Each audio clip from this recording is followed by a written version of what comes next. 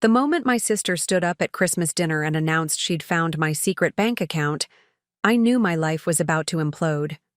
What I didn't know was that our family lawyer had been watching her schemes unfold for years, and had prepared documentation that would change everything. Sometimes the family you lose isn't the real loss at all.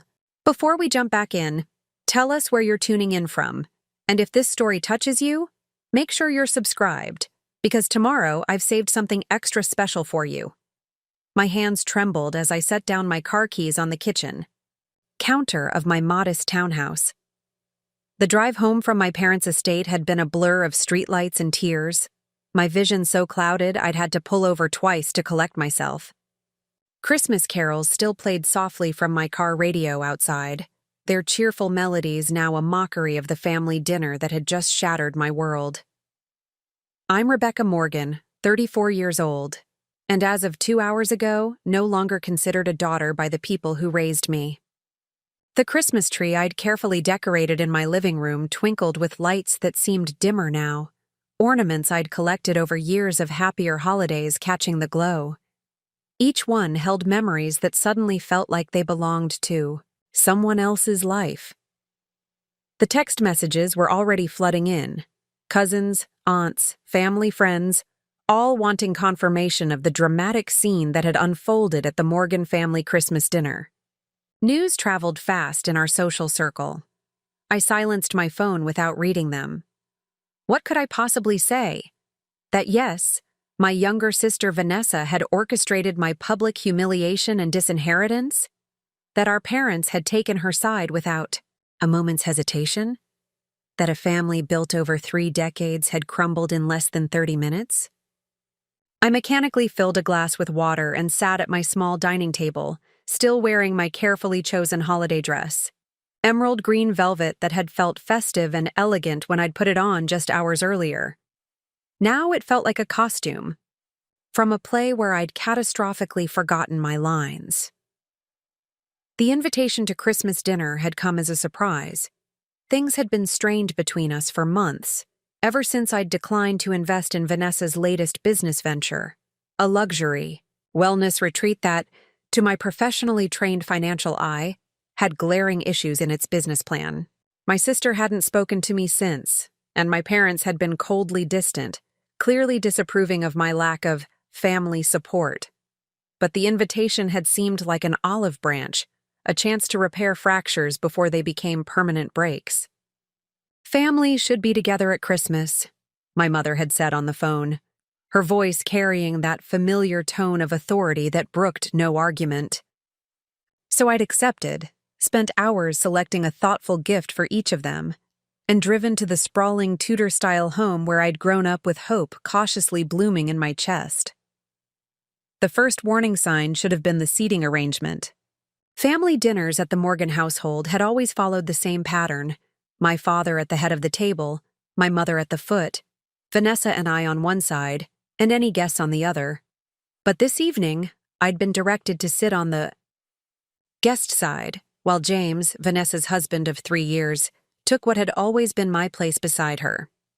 "We thought it would be nice to change things up," my mother had explained with a smile that didn't reach her eyes when she noticed my momentary confusion. The second warning sign came during the appetizer course, my father's unusual attentiveness to Vanessa. Dad had always been stingy with praise, believing that accomplishments were expected rather than exceptional. Yet tonight, he couldn't seem to stop commenting on every aspect of Vanessa's life. "Your retreat center renderings are extraordinary, truly visionary," he'd said, referring to the project I'd declined to fund. The kind of initiative that builds legacies. His eyes had flicked to me briefly after that statement, a glance that carried disappointment like a physical weight. The main course had been traditional: roast beef, Yorkshire pudding, glazed carrots, and my mother's famous truffle mashed potatoes, a menu unchanged for 20 years of Christmas dinners. The familiarity of the food had lulled me into a false sense of security, the knot in my stomach beginning to loosen as we moved through the ritual of passing dishes and complimenting the chef. Then came the moment that would replay in my mind for months to come. Vanessa had set down her fork with deliberate precision, dabbed her mouth with her napkin, and reached for her water glass. The movement had drawn all eyes to her, something my sister had always been skilled at orchestrating. "Before we move to dessert," she'd said, her voice carrying that same melodic quality that had charmed teachers, employers, and our parents. Throughout her life, "I think we should address the elephant in the room." The table had fallen silent. My father's expression had shifted from mild curiosity to something more focused, while my mother's hand had frozen halfway to her wine glass. James had stared intently at his plate, a man clearly aware of what was coming and wanting no part in it. "Rebecca," Vanessa had continued, turning to face me directly, "I know about the account." Those 6 words had sent ice through my veins, not because I had anything to hide, but because of the absolute certainty in her voice. The voice she used when she was about to win. "What account?" I'd asked, genuinely confused. "The offshore account where you've been hiding family assets," she'd replied, her eyes wide with practiced innocence. "The one in the Cayman Islands with over $2 million that should have been invested in Morgan family businesses." The accusation was so absurd that for a moment I'd actually laughed, a short, startled sound that died instantly when I saw my parents' expressions. They weren't confused or skeptical. They were angry. They believed her. "That's ridiculous," I'd said, looking between them. "I don't have any offshore accounts. I'm a financial advisor. I know better than anyone how those kinds of arrangements typically end badly."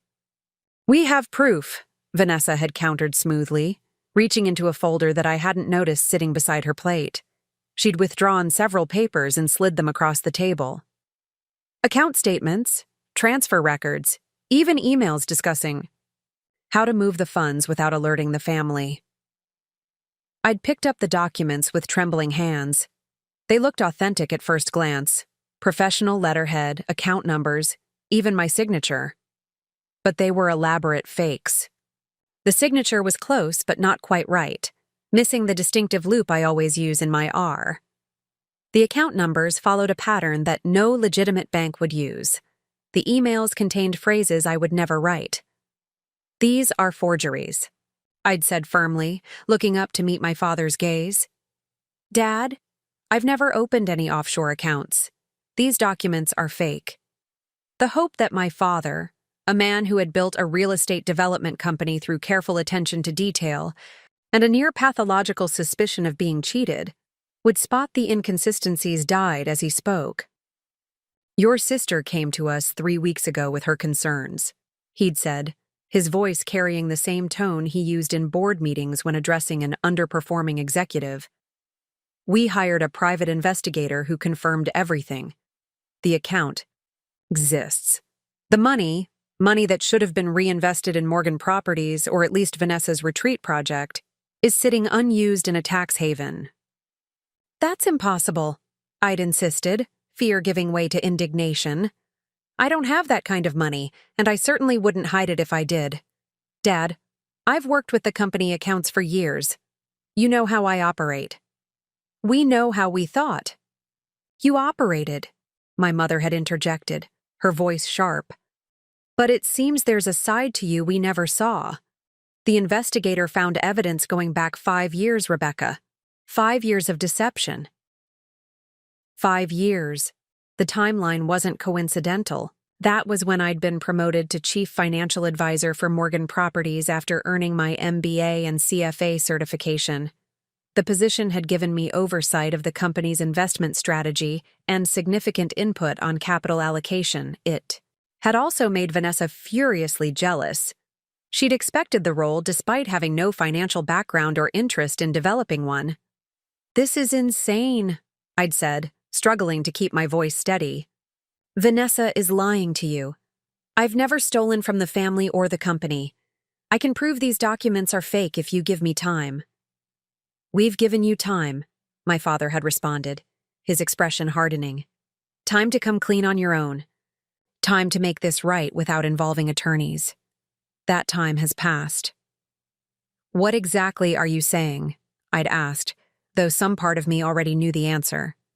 My father had straightened in his chair, assuming the posture he used when delivering final judgments. Effective immediately. Your employment with Morgan Properties is terminated. Your access to all company accounts and information systems has already been revoked. You will return any company property in your possession by noon tomorrow. Each sentence had landed like a physical blow, but he wasn't finished. Furthermore, he'd continued, we will be amending our will and trust documents. You are no longer a beneficiary of the Morgan family estate or business holdings. Consider the education we provided and the opportunities we've given you to be your full inheritance. The room had begun to spin slightly, reality becoming untethered as my father, the man who had taught me to ride a bike, who had quizzed me on financial theories during morning drives to school, who had proudly introduced me as his successor, to business associates, disowned me based on forged documents and my sister's lies. You can't possibly believe this, I'd whispered, turning to my mother in a last desperate appeal. Mom, please, you know me. My mother's face had remained impassive, years of socialite training allowing her to maintain perfect composure, even as she delivered emotional devastation. What we know is what the evidence shows us, Rebecca. We gave you every advantage, every opportunity to excel honorably. To use those privileges to steal from your own family is unforgivable. The dessert, my favorite chocolate Yule log cake, that I now realized had been chosen with calculated cruelty, had sat untouched as the family I thought I knew severed me from their lives based on an elaborate fiction. Vanessa hadn't spoken again during my father's pronouncement, but her expression had said everything. The slight uplift at the corner of her mouth, the triumphant gleam in her eyes. This was the culmination of years of resentment, the final victory in a competition I hadn't known we were still fighting. I'd risen from the table on unsteady legs, dignity the only thing I had left to preserve. You're making a terrible mistake, I'd said quietly. One that can't be undone. The mistake was trusting you with our financial future, my father had replied. Please see yourself out. No one had moved to walk me to the door. No one had said goodbye. 20 minutes later, I was sitting at my own table, still in shock, trying to process how my sister had orchestrated such a complete devastation of my life and why my parents had been so ready, eager almost, to believe the worst of me. The grandfather clock in my hallway, a gift from my parents when I'd purchased this townhouse, chimed 10 times, the sound jarring me from my stunned reverie. I needed to think practically. By tomorrow, I would likely have no access to company, accounts, or resources. My personal savings were substantial. I practiced the financial prudence I preached to clients, but I had no idea how long Vanessa's vendetta would continue or what legal battles might lie ahead. Preparing and narrating this story took us a lot of time, so if you are enjoying it, subscribe to our channel. It means a lot to us. Now back to the story. I forced myself to stand, change out of the festive dress that now felt like a joke at my expense, and make a list of immediate priorities. Secure legal representation. Document everything I could remember from tonight. Gather records that would prove the fraudulent nature of Vanessa's evidence. Prepare for the professional fallout when news of my firing spread through our business. Community. The methodical approach helped calm my racing thoughts, giving structure to the chaos. As I wrote, a strange calm began to replace the initial shock and hurt. This was a problem to solve, a situation to navigate, and if there was one thing my father had actually taught me correctly, it was how to strategize in a crisis. The irony wasn't lost on me that I was applying lessons learned from the very man who had just cast me out based on fabricated evidence. But I would need every skill, every resource, and every ounce of resilience to counter what Vanessa had set in motion. As I made my final notes, my phone rang. Not the chime of a text message, but an actual call. Few people called rather than texted these days, especially at this hour on Christmas night. The number was unfamiliar, but something compelled me to answer. "Rebecca Morgan speaking," I said, summoning the professional tone I used with clients.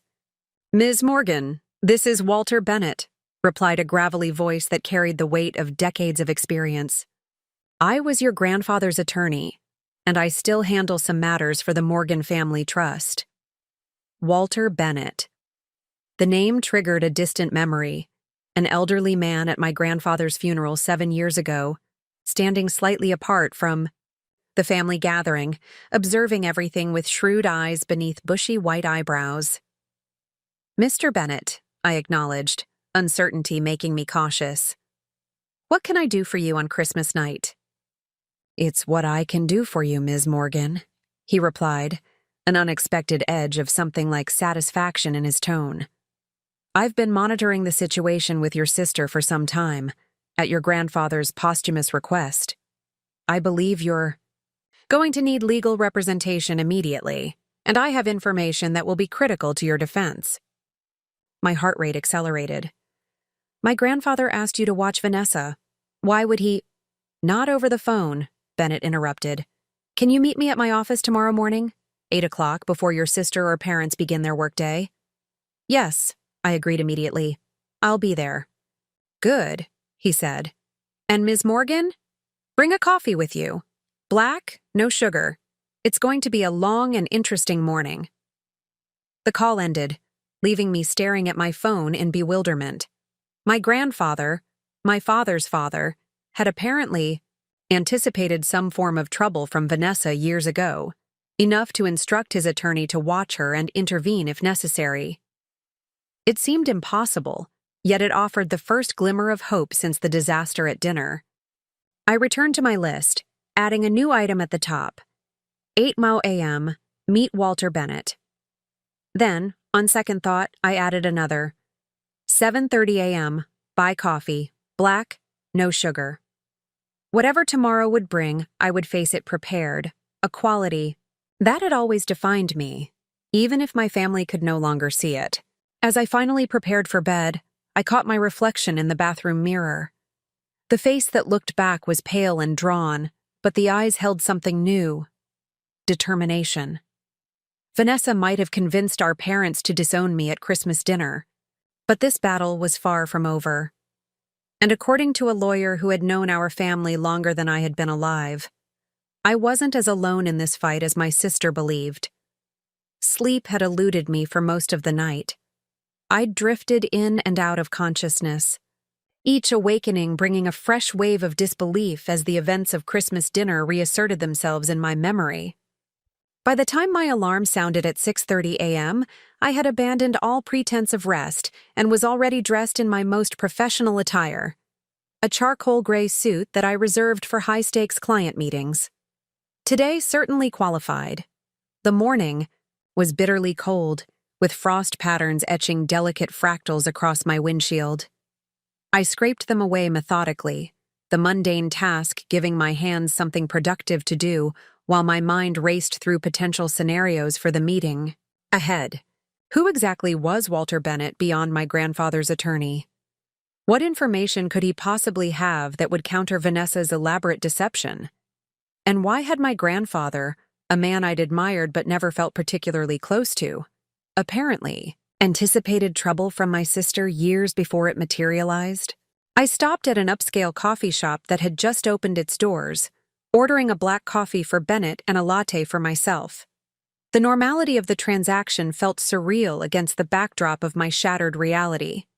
Less than 24 hours ago, I had been a respected financial advisor with a secure position in the family business and a clear path forward. Now I was unemployed, disinherited, and placing fragile hope in a meeting with an attorney I barely remembered. Bennett's office was located in one of Seattle's older buildings in the financial district, an elegant stone structure that had maintained its dignified presence while glass and steel towers rose around it. The brass directory in the lobby listed Bennett and Associates, Legal Services on the 7th floor, though the patina on the lettering suggested the firm had occupied that space for decades rather than years. The elevator moved with deliberate slowness, each floor bringing me closer to whatever revelation awaited above. When the doors finally opened, I found myself in a reception area that seemed transported from another era. Dark wood paneling, leather-bound law books lining built-in shelves, and a heavy mahogany desk where an elderly woman sat typing on what appeared to be the office's sole concession to modernity. A sleek computer that looked oddly futuristic against its antique surroundings. "Ms. Morgan," she acknowledged before I could introduce myself. "Mr. Bennett is expecting you. Please go straight in." She nodded toward a door bearing a simple nameplate, Walter Bennett, Escouper. I knocked lightly and entered to find a spacious corner office bathed in the golden light of early morning. Floor-to-ceiling windows offered views of Elliott Bay in the distance, the water a steely gray beneath the winter sky. Walter Bennett stood as I entered, confirming my memory of him. Tall and lean, with thick white hair, and those distinctive bushy eyebrows above keen blue eyes that assessed me with immediate intensity. "Right on time," he noted approvingly, gesturing to a chair positioned across from his immaculate desk. "And with coffee, a promising start." I handed him the cup and settled into the offered seat, placing my bag beside me. "Thank you for seeing me so early, Mr. Bennett, especially the day after Christmas." He took a sip of coffee and nodded with satisfaction. "Perfect. And holidays mean little to me at this stage of life, Ms. Morgan, particularly when matters of justice are at stake."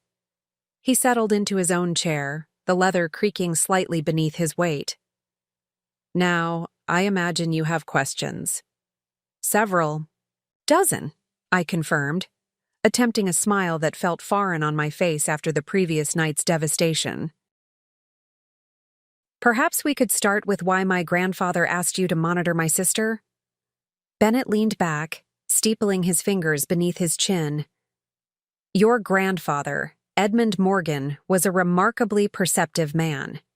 He built Morgan Properties from nothing into one of the Northwest's premier development companies through an uncanny ability to read people's true character. This talent served him well in business negotiations and, unfortunately, revealed concerning patterns in his own family." He paused, taking another sip of coffee, his eyes never leaving mine.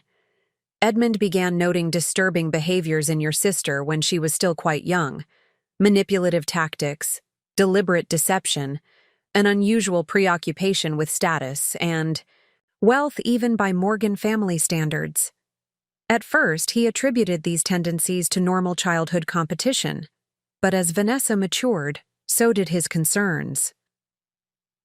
"My grandfather never mentioned any of this to me," I said, thinking back to our interactions. Edmund Morgan had been a commanding presence in our family, respected and slightly feared by all, including his only son, my father. He had always treated me with a kind of reserved approval, acknowledging my academic and professional achievements, with brief nods that felt like significant praise coming from him. His relationship with Vanessa had been more difficult to define, sometimes indulgent, sometimes coolly distant. "Edmund was a private man who preferred observation to confrontation," Bennett explained. "He watched as Richard, your father, consistently failed to recognize or address Vanessa's concerning behaviors. In fact, he noticed that your parents often enabled or rewarded them, particularly your mother, who seemed to admire Vanessa's ability to manipulate situations to her advantage. He considered this a grave parenting failure, but felt direct intervention would only create deeper family rifts. The characterization struck me as painfully accurate. My father had always been oddly blind to Vanessa's manipulations, while my mother had often praised her social intelligence and ability to make things happen, euphemisms I now realized for behaviors that bordered on sociopathic. Edmund made me aware of his concerns approximately 15 years ago, Bennett continued. Initially, he simply asked me to document instances where Vanessa's actions seemed particularly problematic. Over time, this evolved into a more formal arrangement. In his final years, as your career in finance developed and Vanessa's jealousy intensified, He became convinced that she would eventually target you directly, particularly once your grandfather's protective presence was gone. So when he died 7 years ago, I began. He left me with explicit instructions, Bennett confirmed. I was to monitor the situation discreetly and compile evidence that might be needed if Vanessa ever acted on her worst impulses. Your grandfather believed the most likely scenario would involve your position at Morgan Properties, which he had privately designated for you long before your father officially appointed you. The revelation sent a wave of complicated emotions through me: grief for the grandfather who had seen this coming, anger at parents who had remained willfully blind, and a strange sort of validation that someone in my family had recognized both Vanessa's true nature and my own worth. "Mr. Bennett," I said carefully, "are you telling me that you've been gathering evidence about my sister for 7 years?" "Longer," he corrected, reaching for a small remote on his desk. He pressed a button that caused a section of bookshelves to slide silently aside, revealing a wall safe. "And not just me.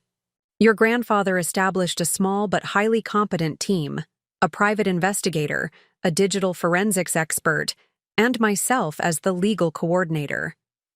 We've documented a pattern of behavior that extends well beyond yesterday's accusations." He entered a complex combination into the safe's electronic keypad and removed a thick accordion folder bound with red tape.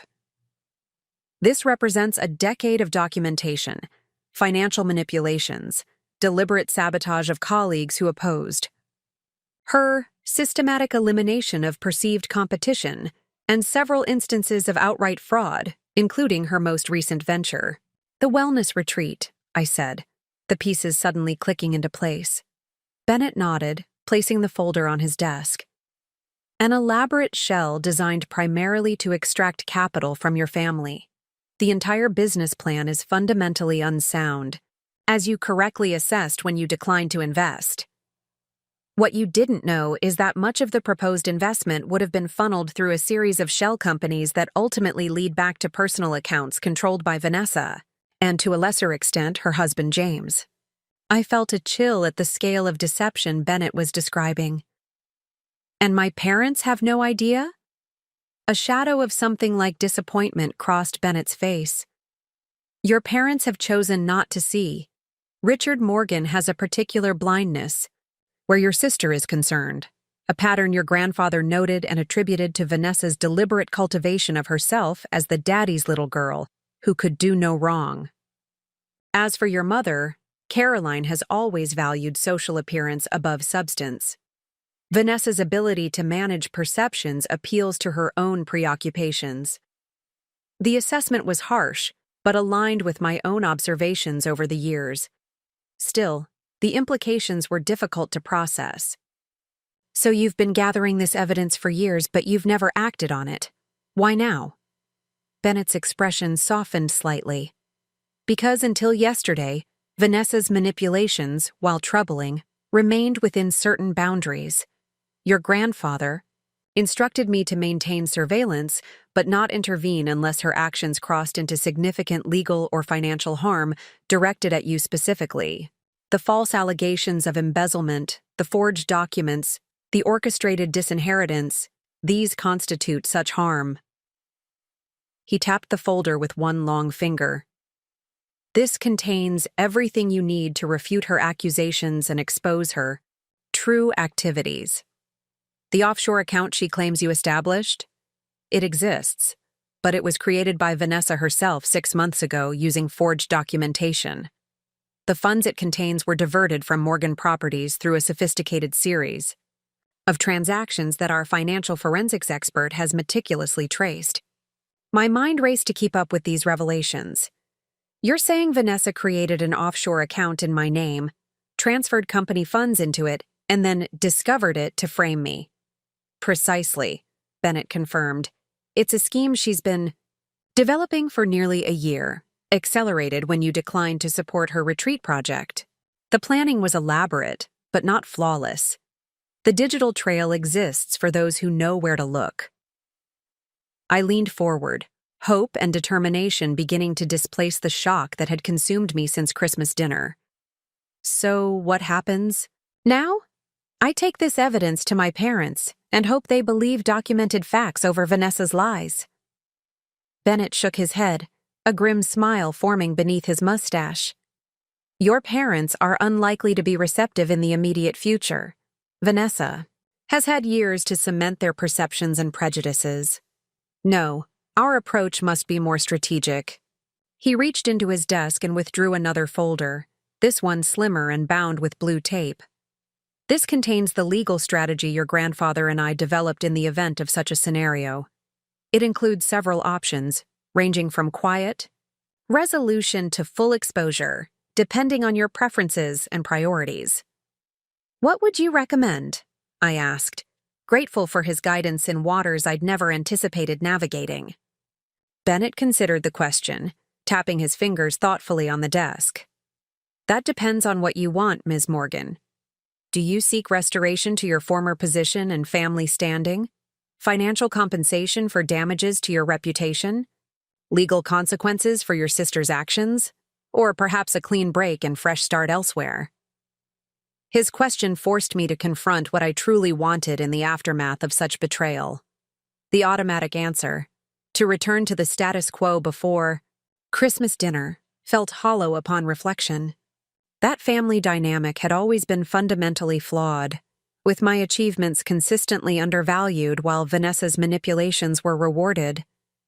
Did I really want to fight my way back into a system that had expelled me so readily? I want justice, I said finally. I want my name cleared and my professional reputation restored. I want Vanessa held accountable for what she's done, not just to me, but apparently to others over the years. As for my parents. I paused, the pain still raw. I need time to determine what relationship, if any, is possible after this. Bennett nodded approvingly. A measured response. In that case, I suggest we begin with securing your professional standing. The accusations against you, if left unchallenged, could extend beyond Morgan Properties to damage your broader career, prospects in financial services. Agreed, I said, my mind shifting into the analytical mode that had served me well professionally. We should also freeze any ongoing fraudulent activities Vanessa might be conducting through Morgan Properties. If she's been embezzling funds, that needs to stop immediately. Already in progress, Bennett assured me. As of 6 o'clock this morning, I filed emergency injunctions with the court to freeze several accounts identified in our investigation, including the fraudulent Cayman account established in your name. Judge Harriet Powell is an old colleague who understands the time-sensitive nature of financial fraud cases. She signed the orders electronically an hour ago.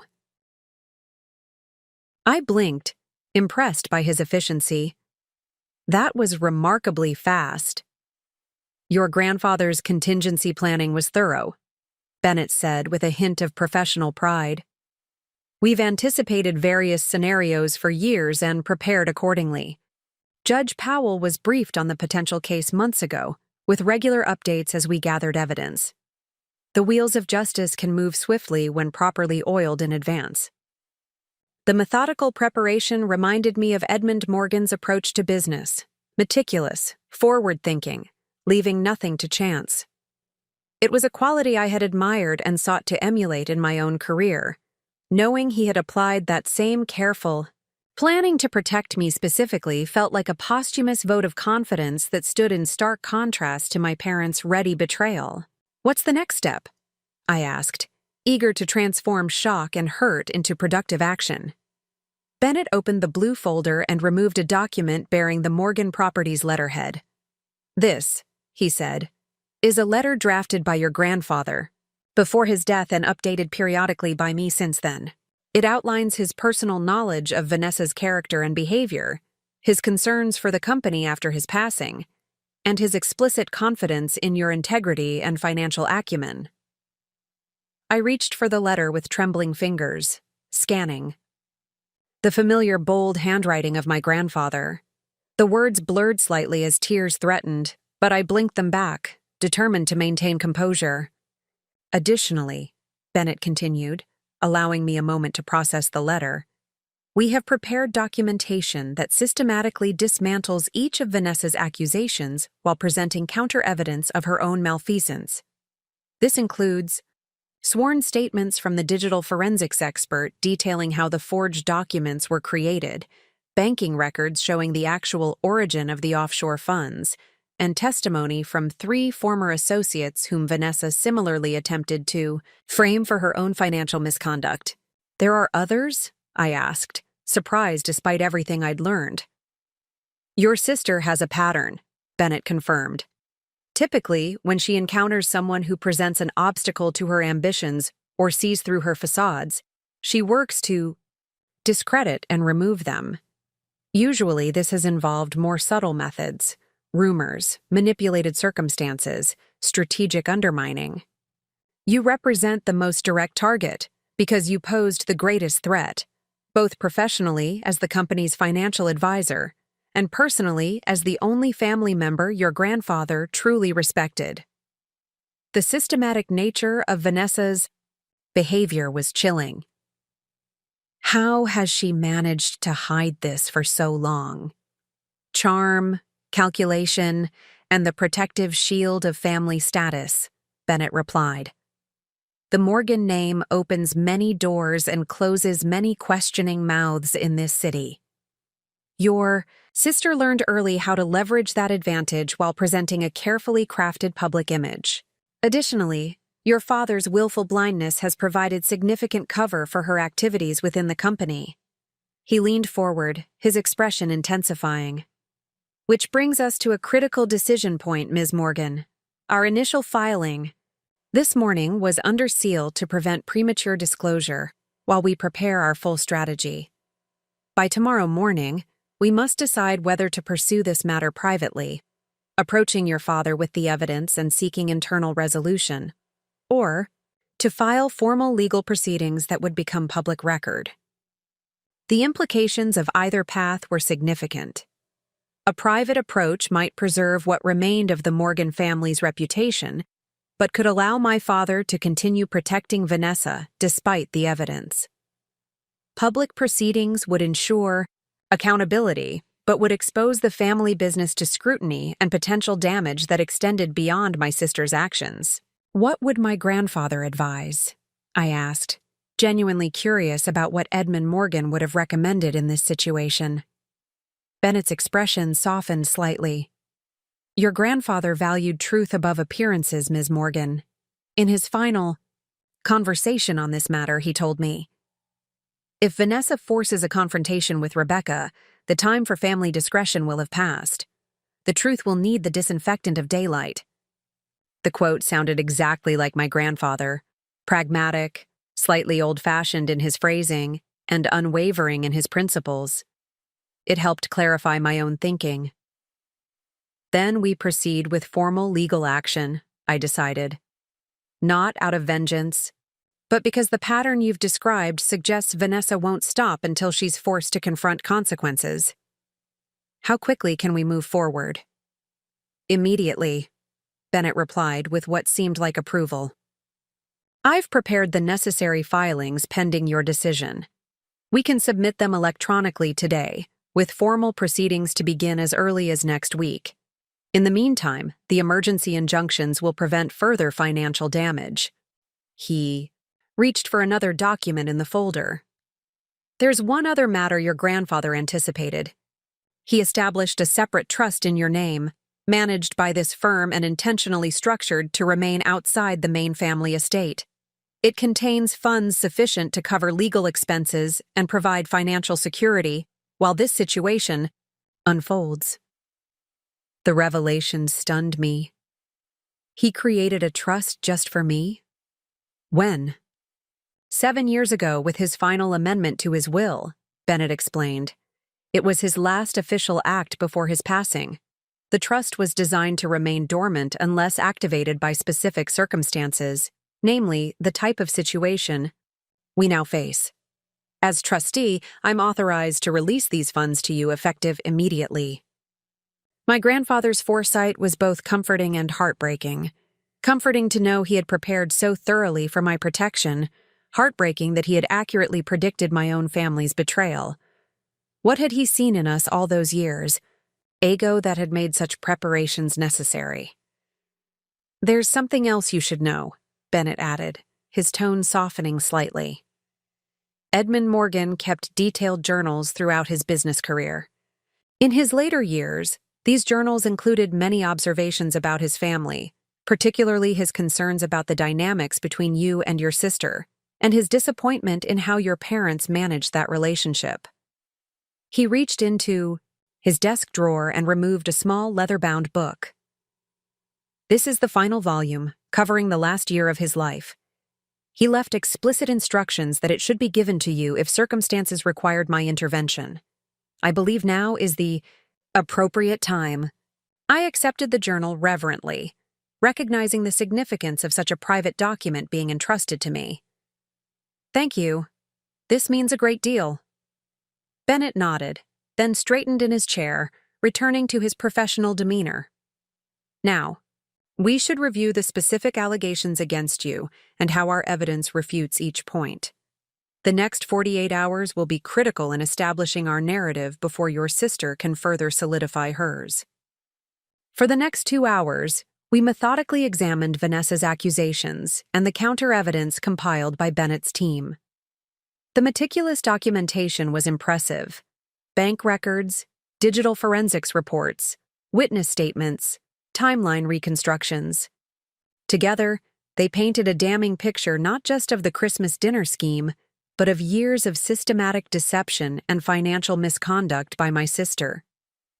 As the meeting concluded, Bennett handed me a secure phone. "Use this for all communications. Regarding the case, it's encrypted and untraceable to you. I've programmed my direct number and those of our investigative team. Check in daily, more often if developments warrant." The cloak and dagger precaution might have seemed excessive if I hadn't just witnessed the extent of Vanessa's duplicity. "Do you really think she'd go as far as monitoring my communications?" "Your sister has demonstrated both the capability and the inclination for surveillance," Bennett said gravely. "Our digital forensics team discovered evidence that she's previously accessed your personal email and possibly your home computer. Assume nothing is secure unless verified by our team." The violation of privacy added another layer to my sister's betrayal, but somehow it no longer shocked me. The Vanessa revealed through Bennett's evidence was a stranger to me, calculating, ruthless, and far more dangerous than the manipulative but seemingly harmless sister I thought I knew. As I gathered the materials Bennett had prepared for me to review, a question that had been forming throughout our meeting finally crystallized. "Mr. Bennett, why did my grandfather confide in you specifically about these concerns? You mentioned being his attorney, but this level of involvement seems to extend beyond typical legal services." Bennett was silent for a moment, his expression thoughtful. "Edmund Morgan and I shared more than a professional relationship, Ms. Morgan. We were classmates at university, confidants through 5 decades of business dealings, and what some might call friends, though neither of us was particularly skilled at conventional friendship." He adjusted his glasses, a gesture that somehow made him appear momentarily vulnerable despite his imposing presence. "What's more relevant to your situation is that I witnessed firsthand how Edmund's own brother attempted a similar betrayal in the early days of Morgan Properties. Family business dynamics often reveal character in ways ordinary relationships cannot. Edmund never forgot that lesson, nor my assistance in resolving it favorably." This glimpse into my grandfather's past added context to his concern about Vanessa. He had experienced familial betrayal himself and recognized the signs of history potentially repeating. "One final question," I said as I prepared to leave. "Did my grandfather truly believe this situation could be resolved, or was he simply preparing me for inevitable exile from the family?" Bennett considered the question carefully. Edmund was a pragmatist, not a pessimist. He believed in preparing for worst-case scenarios while working toward better outcomes. He saw exceptional potential in you, Ms. Morgan, potential he feared your family dynamics might ultimately suppress if left unchecked. He rose from his chair, extending his hand across the desk. What happens next depends largely on how your father responds to irrefutable evidence and how you choose to proceed once the immediate legal matters are addressed. But yes, your grandfather believed resolution was possible, though likely not in the form of a simple return to the status quo. I shook his hand, drawing strength from his steady grip and unwavering confidence. Thank you, Mr. Bennett. For everything, the preparation, the guidance, and for honoring my grandfather's wishes long after most would have considered their professional obligations fulfilled. Edmund Morgan was a man worth honoring, he replied simply. And you, Ms. Morgan, have proven worthy of his confidence. We'll speak again tomorrow after the filings are processed. As I left the office and stepped into the elevator, I felt fundamentally changed from the person who had entered the building just hours earlier. The shock and devastation of Christmas dinner hadn't disappeared, but they had been transformed, contextualized by generations of family dynamics I hadn't fully understood, and tempered by the knowledge that someone had anticipated this crisis and prepared for my protection. Walter Bennett represented an unexpected alliance that extended beyond the grave. My grandfather's final gift, and a bridge to justice I hadn't known was possible. Whatever came next would be challenging, but for the first time since Vanessa stood up at that fateful dinner, I felt equipped to face it. The red and blue folders in my briefcase contained more than evidence and legal strategies. They held the validation that I wasn't crazy, wasn't wrong, and most importantly, wasn't alone. Sometimes the allies we need most appear in unexpected forms at precisely the moment when all seems lost. The next morning dawned with crystalline clarity, both in the winter sky outside my townhouse and in my own mind. After leaving Bennett's office the previous day, I had spent hours reviewing the evidence he'd provided, each document further validating my innocence, while simultaneously revealing the shocking extent of Vanessa's deception. I had also begun reading my grandfather's journal, finding in his precise handwriting a perspective on our family that both pained and liberated me. Edmund Morgan had observed and documented the dysfunction that I had always sensed but never fully acknowledged. His entries painted a picture of a family where appearance trumped authenticity, where my father's insecurities had made him susceptible to Vanessa's manipulations, and where my mother's social ambitions had blinded her to the character of her own daughters. Most poignantly, he had noted his growing concern that I would forever remain undervalued within the family, precisely because of the qualities he most admired: my integrity, analytical mind, and unwillingness to engage in the emotional politics that Vanessa wielded so effectively. One entry in particular had kept me awake well into the night. October 15, 2017. Rebecca presented her analysis of the Westlake project today. Her assessment was comprehensive, forward-thinking, and remarkably astute for someone her age.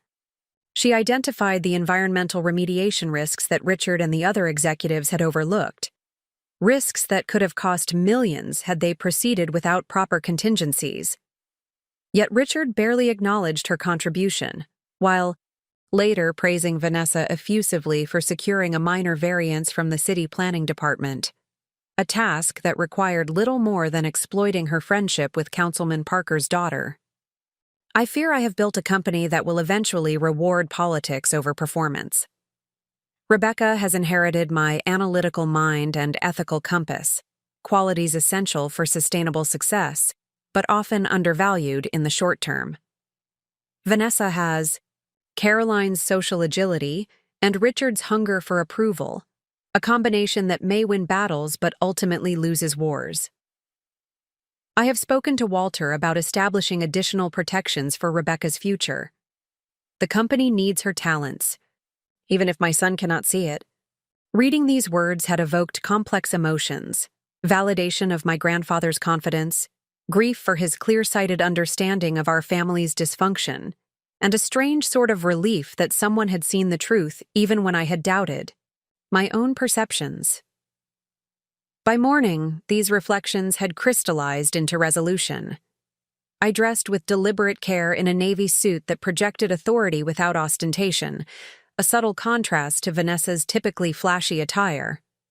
Today, the legal filings would be submitted, setting in motion a process that would irrevocably change my family dynamic. I needed to be prepared for whatever fallout followed. The secure phone Bennett had provided buzzed at precisely 8 a.m. "Ms. Morgan," his voice came through clearly when I answered. "The court has processed our emergency filings. Judge Powell has scheduled a hearing for tomorrow morning regarding the continuation of the asset freeze. Your sister has been served with notice at both her home address and Morgan Properties headquarters." "How quickly do you expect her to respond?" I asked, glancing at my regular phone, which had remained ominously silent since Christmas dinner. "Based on previous patterns, I anticipate an aggressive counterattack," Bennett replied, "likely beginning with attempts to contact you directly to manipulate your emotions before involving legal counsel. I strongly advise maintaining communication silence with all family members until our hearing tomorrow." As if summoned by his warning, my regular phone began vibrating with an incoming call, my father's number displayed on the screen. I let it ring through to voicemail. "You were saying?" I commented to Bennett, a grim smile forming despite the situation. "Predictable," he noted. "Remember, any communication now could be recorded and potentially used against you. If you must engage, do so only through the secure channels we've established." "Understood," I assured him. "What should I expect at tomorrow's hearing?" "It will be procedural rather than substantive," Bennett explained. "Judge Powell will review our evidence supporting the emergency freeze order and determine whether it should remain in place pending full investigation. Your sister's attorney will likely argue for immediate release of the funds, claiming business necessity." "And will I need to appear?" "Not for this initial hearing. I'll represent your interests fully. We should, however, prepare for your direct testimony at subsequent proceedings. Can you come to my office this afternoon to review your statement?" We arranged to meet at 2 p.m., and I ended the call just as my regular phone began vibrating again. This time, it was my mother. Again, I let it go to voicemail, though the temptation to answer was stronger. What possible explanation could she offer for Christmas dinner? What words could justify her ready acceptance of Vanessa's accusations? The voicemail notification appeared moments later. Despite Bennett's advice, I found myself accessing the message, needing to hear what she had to say. "Rebecca." My mother's voice was tense, controlled in that particular way that signaled suppressed fury rather than calm. "Your father and I have just been served with legal papers regarding some ridiculous claims about Vanessa and company accounts. This vindictive response to being caught in your own misconduct is beneath even what I expected from you. Call your father immediately to discuss withdrawing these absurd allegations before you damage this family's reputation further." The message ended without so much as a goodbye. No question about my side of the story, no moment of doubt about Vanessa's accusations, not even the pretense of maternal concern. Just anger that I would dare defend myself against false allegations that had destroyed my career and family standing. Overnight, I deleted the message and blocked both my parents' numbers on that phone. Bennett was right. No productive communication was possible at this stage. My regular email account was similarly flooded with messages from family members and business associates, ranging from concerned inquiries to outright condemnation. News of my dismissal from Morgan Properties had evidently spread quickly through our social and professional circles. I resisted the urge to defend myself in these forums, knowing that the legal proceedings would ultimately provide more definitive vindication than any email exchange could offer. Instead, I focused on preparing for my meeting with Bennett. I organized my notes on specific instances where Vanessa had manipulated company matters, documenting dates, circumstances, and witnesses who might corroborate my accounts. I also reviewed the financial transactions Bennett's team had traced, familiarizing myself with the complex money trail that linked Morgan Properties funds to Vanessa's fraudulent accounts. The townhouse felt suddenly confining, its familiar comforts inadequate against the weight of family betrayal. I decided to walk the 6 blocks to a small cafe where I could continue my preparations with the benefit of fresh air and change of scenery. The winter day was bright but bitterly cold, the kind of crystalline chill that makes each breath visible and painfully sharp. The physical discomfort matched my emotional state, clear, acute, but somehow clarifying. At the cafe, I settled into a corner table with my secure laptop and a strong coffee. I had just begun reviewing Bennett's initial draft of my testimony when movement at the periphery of my vision caught my attention. I looked up to find James, Vanessa's husband, standing awkwardly by my table, his expression a complex mixture of discomfort and determination. "Rebecca," he acknowledged quietly. "Can we talk? Just for a few minutes." Every instinct warned against this conversation, yet something in his demeanor gave me pause. James had always been the cipher in the family dynamic, polite but reserved, successful in his own career as an architect, but noticeably less ambitious than Vanessa, often appearing vaguely uncomfortable at family gatherings. We had never been close, but neither had there been any particular tension between us. "I'm not sure that's wise, James," I replied carefully. "Given current circumstances." He glanced around the nearly empty cafe. 5 minutes, in public. I wouldn't ask if it wasn't important. Against my better judgment, I gestured to the chair across from me. 5 minutes, but I should warn you that anything you say may eventually become part of legal proceedings. James nodded, sitting down with the cautious movements of someone approaching a wounded animal. "I know about the court filings," he said without preamble. "The asset freeze, the allegations against Vanessa." "Then you understand why this conversation is inappropriate," I responded, already regretting my decision. "What I understand," he said, lowering his voice, "is that this situation is more complicated than anyone realizes, including you, Rebecca." Something in his tone, a note of genuine distress rather than the defensive hostility I'd expected, made me pause. "What do you mean?" James ran a hand through his hair, a nervous gesture I'd observed at family gatherings when Vanessa put him on the spot. "I've been gathering my own documentation for almost a year. Financial records, emails, recordings of conversations, evidence of what Vanessa has been doing not just at Morgan Properties, but with our personal finances and her other business dealings." The confession stunned me. "You've been investigating your own wife?" A bitter smile crossed his face. Self-preservation. When I discovered she had taken out multiple loans in my name without my knowledge, I realized our marriage wasn't what I thought. The wellness retreat was the final straw. The business plan was entirely fraudulent, designed to extract money from your family and our investors with no intention of delivering the promised facility. My mind raced to assimilate this unexpected development. "Why are you telling me this now?" "Because your legal action has accelerated everything," he explained, tension evident in his controlled voice. "Vanessa came home yesterday in a state I've never seen before, panicked, furious, making frantic calls to financial contacts I didn't know she had. The offshore accounts you've frozen contain more than just Morgan Properties funds. There's money from at least 3 other investment schemes she's been running simultaneously." The implications were staggering.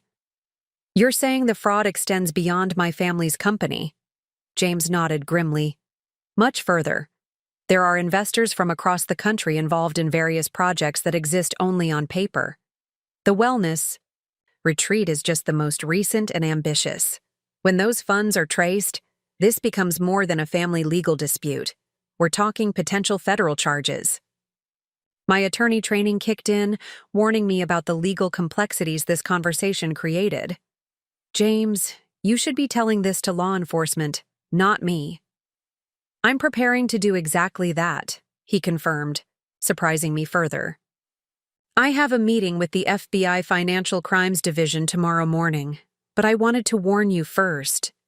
When Vanessa realizes the full extent of the investigation, she's going to escalate her attacks on you. You're her designated scapegoat, the B, financial expert whose credentials make you a plausible culprit for all of it. The calculated nature of Vanessa's scheme crystallized in my mind.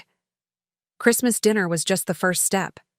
She needed to separate me from the family support system and discredit my professional reputation before the larger fraud was exposed. Exactly, James said, a flicker of admiration crossing his face. You always were the one person who could see through her manipulations. It's why she's focused so much energy on isolating and undermining you over the years. A question formed that I wasn't sure I wanted answered. Why did you marry her, James? If you recognize these tendencies? He looked away, genuine pain evident in his expression. Because I thought I could fix her. Classic rescuer complex. By the time I realized how deeply pathological her behavior was, we were already married and financially entangled. The past year has been about documenting everything while planning my exit. He checked his watch nervously. She tracks my movements through my phone. I need to get back to a client meeting she thinks I'm attending. As he stood to leave, I stopped him with a final question. Does she know about your evidence? No, he said firmly. And she can't find out until I've secured it all properly. The copies at our house are deliberately incomplete. The full documentation is in a safety deposit box registered under my mother's maiden name. The level of precaution spoke volumes about the threat he perceived from his own wife. Be careful, James. If what you're saying is accurate, Vanessa has much more to lose than just her standing in the family. So do I, he admitted quietly. But I can't continue being complicit in this. For what it's worth, Rebecca, I'm sorry about Christmas dinner. I knew what was happening, but couldn't warn you without exposing my own plans. With that, he left as quickly as he had appeared, leaving me with a dizzying new perspective on an already complex situation. I immediately reached for the secure phone Bennett had provided, knowing this development required immediate attention. Bennett answered on the first ring. Is everything all right, Ms. Morgan? James just approached me, I explained, keeping my voice low despite the empty cafe.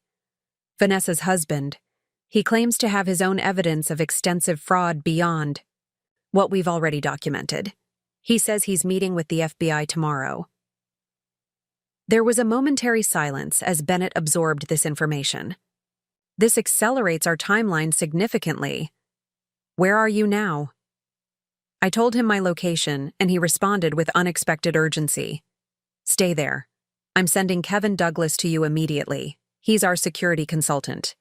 Given this new information, we need to implement additional protective measures. You think I'm in danger? I asked, the reality of the situation suddenly shifting from legal challenge to potential physical threat. I think your sister has much more to lose than we initially understood, Bennett replied gravely. If James is correct about the scope of her fraudulent activities, she's facing potential federal imprisonment. People in such circumstances sometimes make desperate choices. Within 15 minutes, a man in his mid-40s with the alert demeanor of former law enforcement entered the cafe, scanned the room methodically, and approached my table. Ms. Morgan, Kevin Douglas, Mr. Bennett sent me. After verifying his identity through a prearranged recognition phrase, Douglas escorted me to an unmarked sedan parked nearby. We're taking you to a secure location until the initial hearing. Tomorrow, he explained, his manner professional but reassuring, standard precaution in cases involving financial fraud of this magnitude. Is this really necessary? I asked, feeling as though events were rapidly spiraling beyond my control. Mr. Bennett thinks so, Douglas replied simply as he navigated through downtown traffic with practiced ease. And in my experience, Walter Bennett doesn't overreact to situations. If he's concerned, there's good reason. The secure location turned out to be a well-appointed corporate apartment in a high-security building across town, far from my townhouse and any location my family would associate with me. As Douglas completed a thorough check of the premises, I called Bennett on the secure line to arrange for our scheduled meeting to take place at this new location instead. A wise precaution, Bennett agreed when I explained the change. I'll bring the necessary documents to you. In the meantime, Kevin will remain on site, and I've arranged for a digital security sweep of your regular devices and accounts. The remainder of the day passed in a strange limbo of heightened vigilance and procedural preparation. Bennett arrived with additional legal documents requiring my review and signature. We spent 3 hours refining my testimony for upcoming proceedings, now expanded to address the potential federal dimensions James had alluded to. If your brother-in-law's claims prove accurate, Bennett explained, we'll need to coordinate our approach with federal investigators. This introduces complexities but also significant advantages. Federal resources exceed what your sister can counter, and their involvement elevates this beyond a family dispute that your parents might attempt to suppress. As evening approached, my secure phone registered an encrypted message from an unknown number. The text was brief but impactful. Documentation delivered to FBI as discussed. Initial review confirms multiple violations of federal securities law. Agent Larson assigned as lead investigator. Will contact your attorney tomorrow. J. I showed the message to Bennett, who promptly made a call to a contact at the FBI field office to verify the information. When he disconnected, his expression was grim but satisfied. Agent Sarah Larson is indeed leading a new financial crimes investigation, he confirmed. She wouldn't confirm the target, of course, but acknowledged receiving significant documentation today from a confidential informant. This corroborates James's claims and accelerates the timeline considerably. What happens now? I asked, trying to process the rapid evolution of the situation. Now we adapt our strategy, Bennett replied, his tone betraying a hint of the strategic pleasure that experienced attorneys take in complex legal challenges. Our civil proceedings have suddenly become adjacent to a federal criminal investigation. This creates both opportunities and constraints that we must navigate carefully. He began outlining adjustments to our approach, which allegations to emphasize, which to leave for federal investigation, how to position my role as both victim and potential witness. The technical legal discussion provided a welcome distraction from the emotional weight of the situation, allowing me to focus on practical next steps rather than the still raw wound of family betrayal. As night fell, Bennett prepared to leave, having arranged for additional security measures including surveillance of the building's access points and temporary monitoring of my parents' and Vanessa's movements. "Try to rest, Ms. Morgan," he advised, as he gathered his documents. "Tomorrow will be challenging but pivotal. Remember that your grandfather anticipated something like this years ago and put preparations in place. You're better positioned than Vanessa realizes." After he departed, I found myself alone in the unfamiliar apartment with only Kevin Douglas's occasional security checks interrupting the silence. The controlled environment should have felt reassuring, but instead amplified the surreal quality of my circumstances. 48 hours earlier, I had been a respected financial advisor preparing for a family Christmas dinner. Now I was essentially in protective custody, at the center of what was rapidly evolving into a major fraud investigation. I moved to the apartment's window, gazing out at the Seattle skyline illuminated against the night sky. The familiar pattern of lights offered no answers but provided a grounding reminder of the world beyond my immediate crisis. A world where I had built a reputation based on integrity and expertise that would endure beyond whatever chaos Vanessa had created. My grandfather's journal lay on the coffee table where I'd placed it earlier. I returned to it, seeking wisdom from a man who had somehow foreseen the family dysfunction that would ultimately erupt into this conflict. His final entry, dated just 3 days before his death, seemed to speak directly to my current situation. March 18, 2018. Richard visited today, ostensibly to discuss the harborfront acquisition, but ultimately to lobby once again for greater responsibilities for Vanessa within the company. His blindness to her limitations continues to concern me. I have finalized the arrangements with Walter for Rebecca's protection. The trust is established, the documentation secured. I regret that I will not see how this situation ultimately resolves, but I have done what I can to ensure that merit eventually prevails over manipulation. I have built my company and my fortune through honest work and clear-eyed assessment of both opportunities and risks. The greatest risk to Morgan Properties' future is not market downturns or regulatory changes, but the possibility that appearance will be valued over substance, that flash will replace fundamentals. Rebecca understands this as Richard never has. If circumstances force her to stand alone against family pressure, I have provided what foundation I can. The rest will depend on her own strength and Walter's counsel. I have lived long enough to see that justice often moves slowly but eventually finds its way forward. Rebecca may face difficult days ahead, but she has the character to emerge stronger for having faced them. Of this, I am certain. The words brought both comfort and renewed determination. My grandfather had recognized truths about our family that I had sensed but never fully acknowledged. His confidence in my ability to weather this storm felt like a responsibility I could not shirk, regardless of the personal cost. As I prepared for bed in this strange apartment, surrounded by security measures that would have seemed paranoid just days ago, I found myself remembering a conversation with Edmund Morgan from my university days.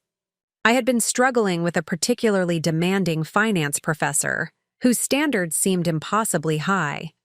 "Unfair standards are still standards, Rebecca," my grandfather had said when I complained about the situation. "Meet them anyway. Excellence doesn't require fair conditions to manifest. It simply requires the decision to pursue it regardless of circumstances." The memory strengthened my resolve. Tomorrow would bring a court hearing that represented just the first step in what promised to be a complex legal battle. Beyond that loomed the harder challenge of redefining my place in a family structure that had proven fundamentally flawed. Whatever came next, I would face it with the clear-eyed determination my grandfather had recognized and valued. As sleep finally approached, I found an unexpected sense of peace emerging from the chaos of recent events. The painful disillusionment of Christmas dinner had torn away comfortable illusions about my family, but in their place was growing a clearer, more honest understanding of both them and myself.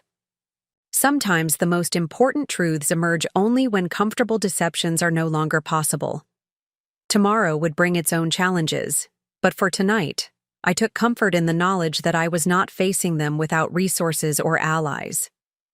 Walter Bennett's meticulous preparation, James's unexpected intervention, and most fundamentally my grandfather's foresight had combined to ensure that Vanessa's schemes would ultimately reveal more truth than she had ever intended. The path forward was uncertain, but for the first time since that devastating Christmas dinner, it was a path I could see clearly enough to walk with confidence. Sometimes the darkest moments serve only to make the emerging light more visible. By contrast, the morning of the hearing arrived with a sense of momentous inevitability. I woke before dawn in the secure apartment, my mind already racing through the day's potential scenarios. The corporate furnishings around me, stylish but generic, emphasized the strange limbo I now occupied, disconnected from my home, family, and familiar routines. Kevin Douglas knocked precisely at 6 o'clock, bringing with him a secure tablet containing overnight developments. "Mr. Bennett asked me to deliver this," he explained. The situation evolved significantly after midnight. The tablet contained a series of news articles, each more damning than the last.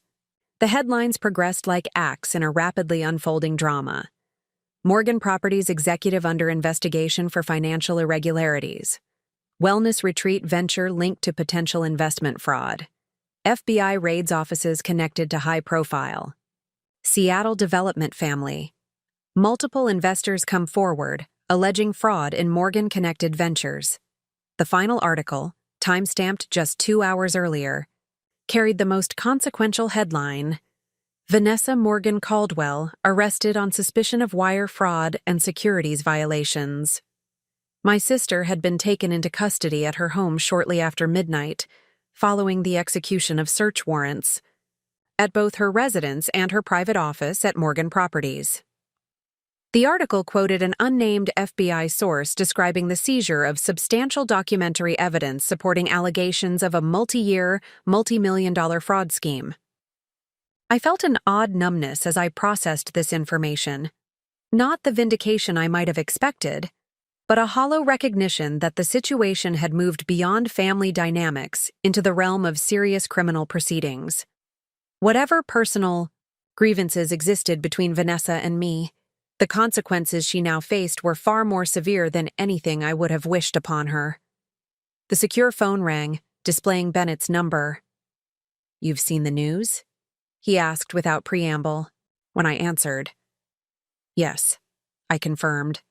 "Is the hearing still proceeding as scheduled?" "It's been expanded," Bennett replied. "Judge Powell has combined our civil injunction matter with the initial appearance in the federal case. Your presence is now requested, not required, but strongly advised. The proceedings will be closed to the public due to the ongoing investigation, but your parents will likely attend in support of Vanessa." The prospect of facing my parents in a courtroom setting sent a wave of anxiety through me, but I pushed it aside. "What time should I be ready?" 9:30 for a 10 o'clock hearing. I'll send a car. Wear something conservative but confident. Navy or gray, minimal jewelry. We want to project stability and professionalism, not wealth or flash." Bennett's attention to these details might have seemed superficial under different circumstances, but I understood their strategic importance. Perception would matter significantly today, both in the courtroom and in the inevitable media coverage that would follow. "Will I need to speak?" I asked, already mentally preparing for the possibility. "Potentially," Bennett acknowledged. "Judge Powell may ask for your direct testimony regarding the Christmas dinner confrontation and the fraudulent offshore account. We've prepared your statement thoroughly, but be ready to address questions extemporaneously if needed." After ending the call, I dressed carefully in a charcoal gray suit with minimal accessories, styling my hair in a simple, professional manner. That contrasted with Vanessa's typically elaborate styling. The woman who regarded me from the bathroom mirror looked composed and dignified, someone whose testimony would carry weight and credibility. Douglas escorted me to the underground parking garage at precisely 9:30, where a nondescript black sedan awaited with another security professional at the wheel. The drive to the federal courthouse proceeded in tense silence, the city passing outside the windows like scenes from someone else's life. Bennett met us at a private entrance, his expression revealing nothing as he guided me through security and into a conference room near the courtroom. "We have a few minutes to review key points," he said, placing a slim folder before me. "The situation has evolved considerably since yesterday." "How bad is it for Vanessa?" I asked, feeling a complicated mix of emotions about my sister's circumstances. Bennett's expression turned grave. "Extremely serious. The FBI investigation has already uncovered evidence of at least 7 distinct fraudulent investment schemes extending back nearly 6 years. The total financial impact appears to exceed $15 million, with dozens of victims beyond. Morgan Properties." The scale stunned me. How could she have hidden this for so long? "Your sister possesses remarkable abilities in manipulation and misdirection," Bennett observed. "But more significantly, she operated within a protective family environment that chose not to see warning signs. Your father's position in the business community provided credibility, while your mother's social connections facilitated access to wealthy potential marks." He shuffled through several documents before continuing. "James's cooperation has been comprehensive," He provided records dating back to the beginning of their relationship, including audio recordings of Vanessa discussing various aspects of her schemes. His testimony will be devastating to her defense. I absorbed this information with growing dismay for the broader implications. What about my parents? Are they implicated? Currently, they appear to be unwitting enablers rather than knowing participants, Bennett replied. However, their legal exposure may change depending on what emerges during discovery. Your father's oversight responsibilities as CEO of Morgan Properties create potential liability issues, particularly regarding the misappropriated company funds. A court officer appeared at the door. Judge Powell is ready. Please follow me. The courtroom we entered was smaller than I had anticipated, more administrative hearing room than dramatic legal theater. At the front, Judge Harriet Powell, slender woman in her 60s with silver hair cut in a precise bob, reviewed documents with focused attention. To the left sat a table occupied by a team of prosecutors, identifiable by their almost uniform dark suits and serious expressions. To the right was a defense table where two attorneys conferred quietly. And there, between her lawyers, sat Vanessa. My sister wore a simple navy dress that looked deliberately understated compared to her typical stylish attire. Her hair was pulled back conservatively, her makeup minimal, the carefully crafted image of a serious business professional unfairly. Accused was undercut only by the pallor of her complexion and the barely concealed tension in her posture. Our eyes met briefly as I entered. Where I had expected to see hatred or defiance, I instead glimpsed something more complex, a flicker of calculation followed by what appeared to be genuine fear. For perhaps the first time, Vanessa was facing circumstances she couldn't manipulate through charm or family connection. Bennett guided me to seats behind the prosecution table. As we settled, movement at the back of the courtroom caught my attention. My parents entered, both looking drawn and tense in a way I had rarely seen. My father's normally commanding presence seemed diminished, his shoulders slightly hunched as if bearing an unexpected weight. My mother walked beside him, her expression frozen in a mask of dignified concern that didn't quite conceal the anxiety beneath. They moved toward the defense side without acknowledging my presence, taking seats directly behind Vanessa. My mother reached forward to briefly touch my sister's shoulder, a gesture of support that sent a renewed pang through me despite everything that had happened. Judge Powell called the courtroom to order. We are here addressing two connected matters, she began, her voice carrying natural authority. The first is the emergency asset freeze requested by Rebecca Morgan against Vanessa Morgan Caldwell and related entities. The second is the initial appearance in United States versus Morgan Caldwell on charges of wire fraud, securities fraud, and conspiracy. She looked directly at Vanessa. Ms. Morgan Caldwell, these are serious federal charges carrying potential sentences of up to 20 years imprisonment. Do you understand the charges against you? Vanessa's voice was barely audible as she responded affirmatively. Her customary confidence had evaporated in the face of these formal proceedings. The lead prosecutor, introduced as Assistant U.S. Attorney Nathaniel Harrington, presented a powerful opening statement detailing the government's evidence. He methodically outlined multiple fraudulent investment schemes orchestrated by Vanessa, the falsified documents she had created, and the sophisticated money movements designed to conceal her activities. Your Honor, Harrington concluded, the defendant used her family name and connections to target high-net-worth individuals with fraudulent investment opportunities. When her activities risked exposure, she attempted to frame her sister, a financial professional whose credentials could make her a plausible scapegoat. The Christmas dinner confrontation, described in our filings, was not a family dispute, but a calculated effort to isolate Ms. Rebecca Morgan and destroy her credibility before she could identify the fraudulent activities taking place within the family company. Vanessa's attorney, a distinguished-looking man introduced as Martin Sherwood, countered with arguments focusing on her community standing, family ties, and lack of prior criminal record. He characterized the financial irregularities as misunderstandings and accounting errors, rather than deliberate fraud, suggesting that James's testimony was motivated by matrimonial discord rather than truth. Throughout these presentations, I maintained a composed exterior while observing the reactions of others in the courtroom. My father stared straight ahead, his expression increasingly grim as the prosecutor detailed specific transactions that had diverted Morgan Properties' funds. My mother alternated between focused attention on Vanessa and darting glances toward me, her expression unreadable.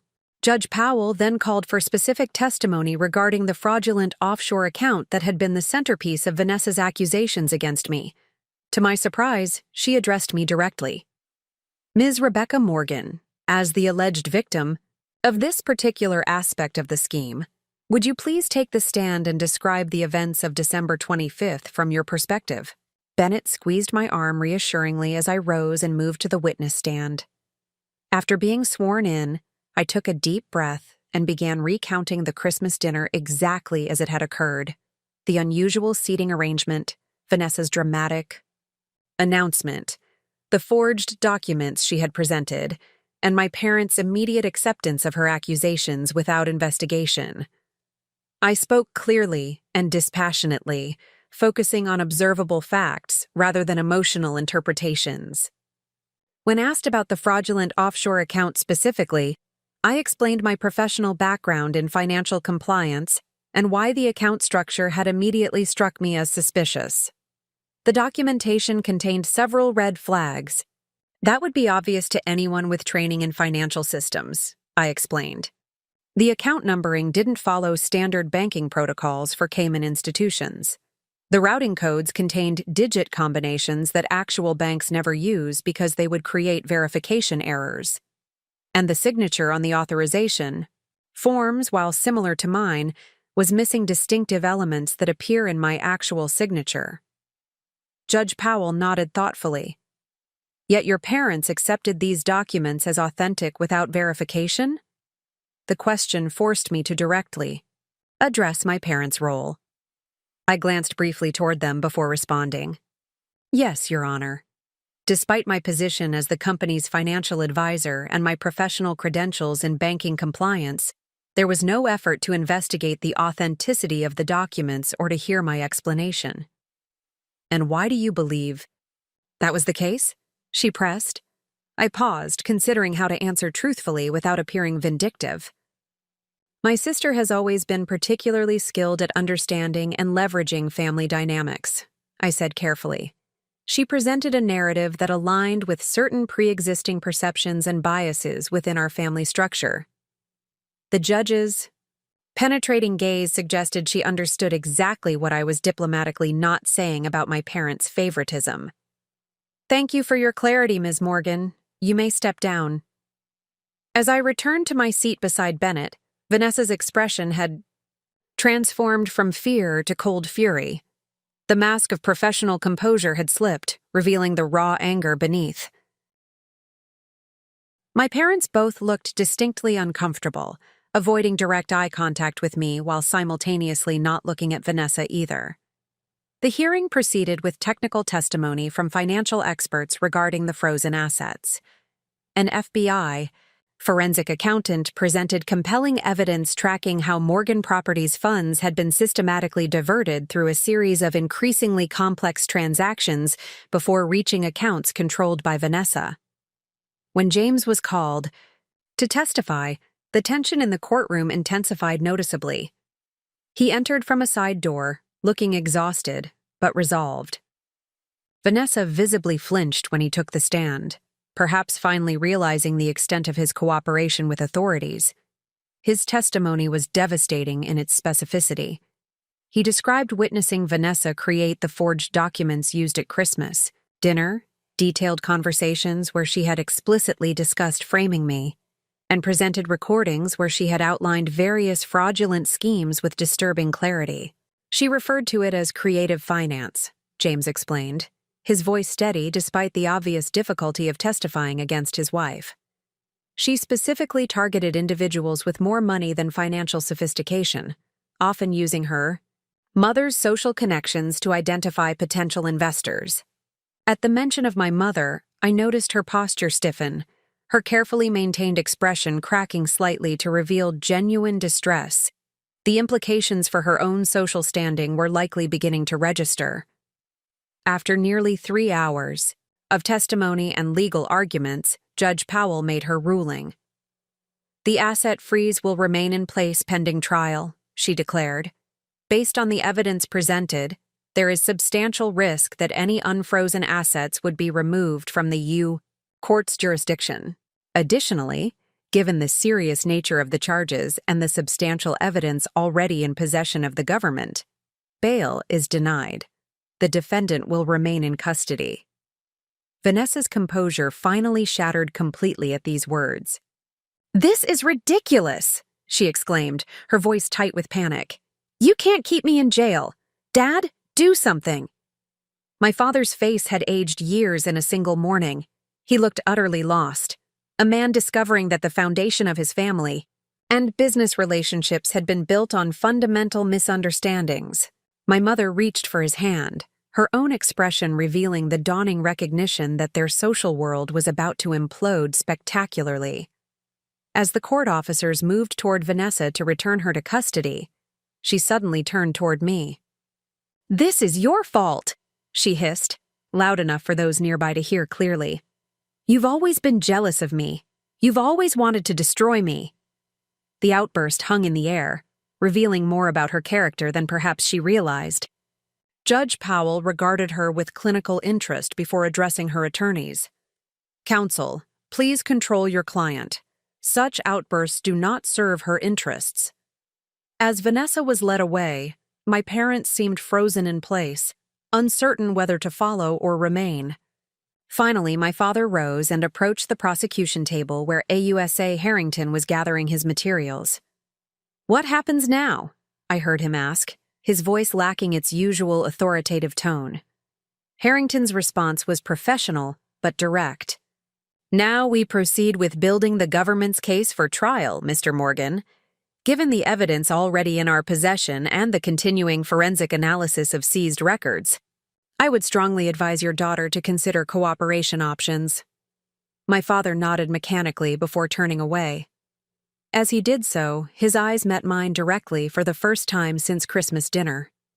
What I saw there wasn't anger or blame, but something far more painful: confusion and the beginning of recognition that he might have fundamentally misunderstood the daughters he thought he knew.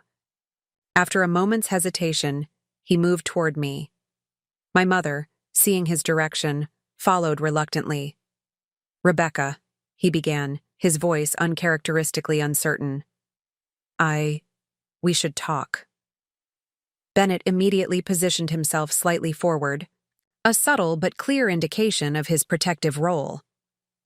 "Mr. Morgan, while I'm sure my client would eventually welcome conversation with her parents, today is not the appropriate time.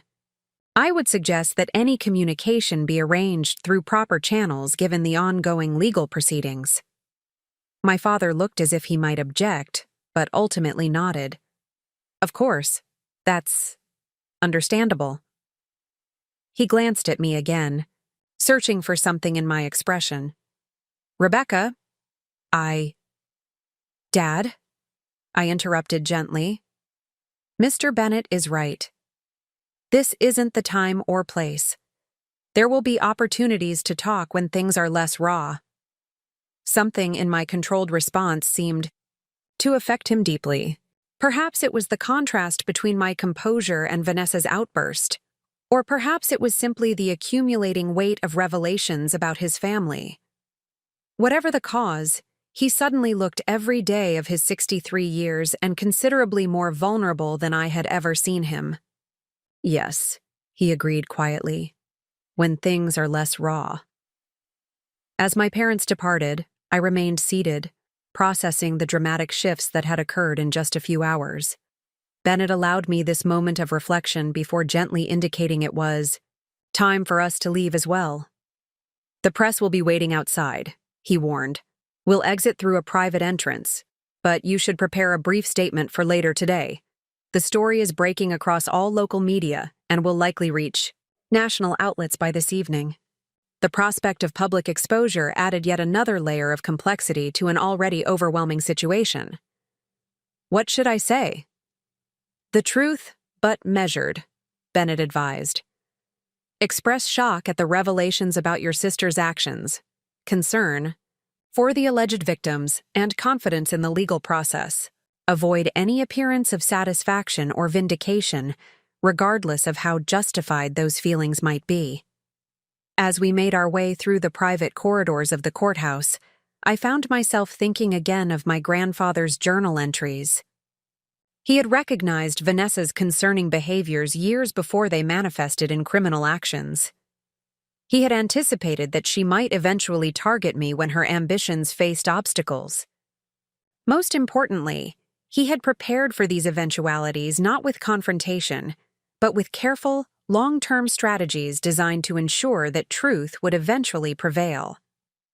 The security team escorted us to a waiting vehicle through a service entrance, successfully avoiding the media gathered at the main doors. As we pulled away from the courthouse, Bennett reviewed next steps. A formal statement to be released that afternoon, meetings with federal prosecutors to coordinate ongoing cooperation, and the need to begin addressing the considerable damage to Morgan properties caused by Vanessa's actions. Your expertise will be essential to untangling the financial aspects of this situation, he noted. While your official position at the company has been terminated, the board will likely seek your consultation given the circumstances. How you choose to respond will shape your future relationship with the family business. The observation highlighted a fundamental question I had not yet had time to consider fully. What did I want my relationship with Morgan Properties and with my family to be moving forward? The company represented both my professional heritage and the site of profound betrayal. My parents had demonstrated a devastating readiness to believe the worst of me, yet their behavior now suggested the beginning of recognition that they had been catastrophically wrong. Let's focus on the immediate necessities, I decided. The statement, the prosecutor meetings, the asset preservation. I'll need time to determine my longer-term approach to both the company and my family relationships. Bennett nodded approvingly. A measured approach. Your grandfather would consider it wise to defer such significant decisions until the immediate crisis stabilizes. As we drove through the city toward Bennett's office, my phone chimed with a message from an unexpected source. Tessa Williams, my closest friend from business school who had since moved to Chicago, had apparently seen the breaking news. Just saw the headlines. Called your house, no answer. Are you okay? Call me when you can. Whatever you need, I'm here. The simple message, evidence that not all relationships had been poisoned by Vanessa's manipulations, brought the first genuine smile to my face since Christmas dinner. Outside the closed system of Morgan family dynamics, I had built connections based on authentic interaction rather than obligation or appearance. Those relationships would prove invaluable in navigating the uncertain landscape ahead. By late afternoon, my carefully crafted statement had been released to the press, expressing appropriate shock at the allegations while maintaining dignity and restraint. Bennett had arranged for me to return to my townhouse, now secured with additional measures and cleared of any surveillance devices Vanessa might have previously installed. Standing in my own living room after days of displacement felt simultaneously comforting and strange. The Christmas decorations still adorned the space, incongruously festive given recent events. I moved through the rooms slowly, reacquainting myself with the home I had created independent of family influence or support. On the kitchen counter, I found an unexpected envelope that Bennett explained had been hand-delivered by my father's executive assistant earlier that day. Inside was a brief handwritten note from my father. Rebecca, words are inadequate for what has happened. When you are ready to talk, I will be ready to listen. Really listen, perhaps for the first time.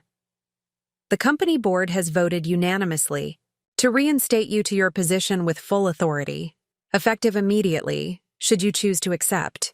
Your father. The note represented a significant step coming from a man unaccustomed to acknowledging mistakes, yet it barely began to address the fundamental breach of trust that had occurred. Reinstatement to my professional position, while validating, couldn't erase the memory of how quickly and completely I had been cast aside. As evening fell, I sat at my dining table with my grandfather's journal open before me, finding wisdom in his words that resonated with my current circumstances. January 12, 2018. True strength is not found in never falling, but in rising after falls that would keep others down. Rebecca possesses this resilience in abundance, though she may not yet recognize it in herself. The challenges that appear to be obstacles are often the very experiences that reveal our essential character and forge our most valuable capabilities. The insight felt prescient given recent events. The catastrophic betrayal of Christmas dinner had stripped away comforting illusions about my family, but in doing so, had also revealed unexpected strengths and allies. Walter Bennett's steadfast support, James's surprising integrity, and even my grandfather's posthumous protection had emerged precisely when conventional supports collapsed. Whatever came next, whether reconciliation with my parents, redefined involvement with Morgan Properties, or a completely independent path forward, would be approached with clearer understanding of both others and myself.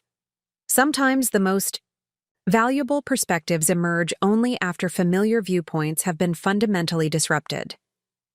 I closed the journal and moved to the window, gazing out at the city lights emerging against the darkening sky. The legal proceedings would continue for months, the family dynamics would require careful navigation, and my professional path would need thoughtful reconsideration. But for this moment, I allowed myself to recognize a simple truth that had emerged from the chaos. I had faced one of the most devastating personal betrayals imaginable and had remained standing. Perhaps that was the most meaningful inheritance my grandfather had left me, not the financial trust or legal protections, but the resilience he had recognized long before I had seen it in myself. That resilience would light the path forward, regardless of what challenges still lay ahead. The 3 weeks following the hearing brought a whirlwind of developments that kept me oscillating between legal meetings, financial forensics, and careful consideration of my future path.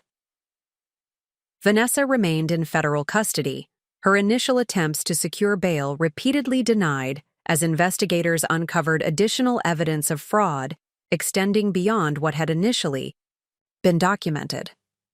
The case had indeed attracted national attention, with the business press particularly focused on how a prominent development family's inner dynamics had facilitated years of sophisticated financial crimes. Morgan Properties, meanwhile, had entered crisis management mode. The board had appointed an interim financial oversight committee to address the immediate fallout, while engaging an independent auditing firm to conduct a comprehensive review of all company accounts and transactions. My father had temporarily stepped back from day-to-day operations as CEO, citing the need to focus on family matters and full cooperation with ongoing investigations. I had maintained professional distance from these corporate maneuvers, channeling my energy instead into assisting federal prosecutors in untangling Vanessa's complex financial schemes. My expertise in financial systems proved invaluable in tracking money movements that might have otherwise remained obscured. This work, while emotionally draining, provided a productive focus during a period when my personal foundations still felt profoundly shaken. On a crisp February morning, I arrived at Bennett's office for what he had described as an important meeting regarding legacy matters. The vague description had piqued my curiosity, particularly since Bennett had requested that I bring my grandfather's journal. His assistant showed me directly into the conference room rather than his private office. Inside, I found not just Bennett, but also 2 other individuals, an elderly woman with sharp eyes behind stylish glasses, whom Bennett introduced as Gloria Winters, his longtime paralegal, and a middle-aged man with a serious demeanor identified as Michael Chen, forensic accountant and financial trustee. "Thank you for coming, Ms. Morgan," Bennett began once we were seated around the polished conference table. "Today's meeting concerns matters your grandfather put into motion many years ago. Provisions that have been held in abeyance until certain conditions were met." He placed a thick legal folder on the table, its cover marked with my grandfather's distinctive handwriting, Edmund Morgan Legacy Provisions, Secondary Protocol. The formal language intrigued me immediately. "Secondary protocol?" I asked. "What was the primary one?" Bennett exchanged a glance with Gloria before responding. "The primary protocol involved the standard inheritance provisions executed after your grandfather's death. The distribution of his primary estate, company voting shares, and personal effects according to his formal will. Those provisions were fulfilled 7 years ago." He tapped the folder before him. "This secondary protocol contains conditional provisions, actions and transfers that were to be implemented only if specific circumstances arose within the family structure. Your grandfather was remarkably specific about these triggering conditions." Gloria spoke for the first time, her voice carrying the crisp authority of someone who had managed complex legal matters for decades. "Edmund anticipated that Vanessa's problematic behaviors might eventually escalate to actions that would threaten both you and the company. He established metrics by which we would judge whether the situation had reached the threshold requiring intervention. The events beginning at Christmas dinner and culminating in the federal charges against your sister have unquestionably exceeded that threshold," Bennett continued. "Consequently, we are now authorized, indeed required, to implement the secondary protocol provisions."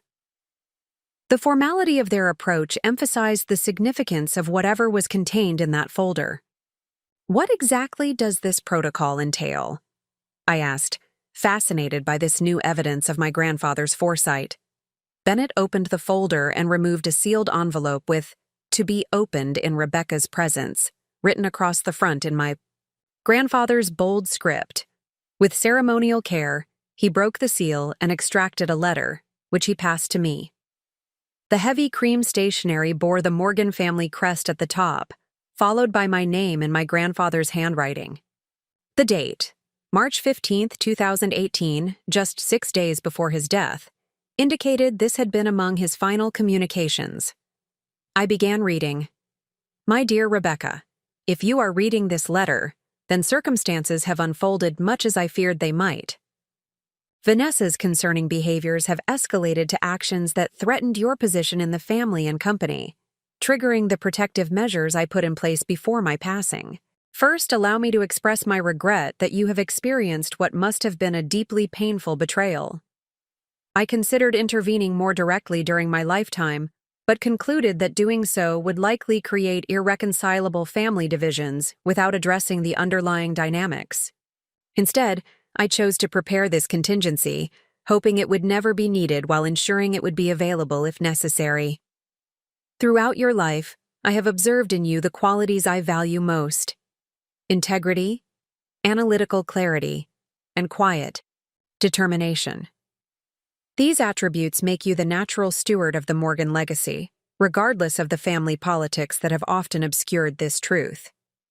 Your sister possesses her own talents, charm, social intelligence, persuasive abilities, but has consistently directed these toward manipulation rather than creation, extraction rather than growth.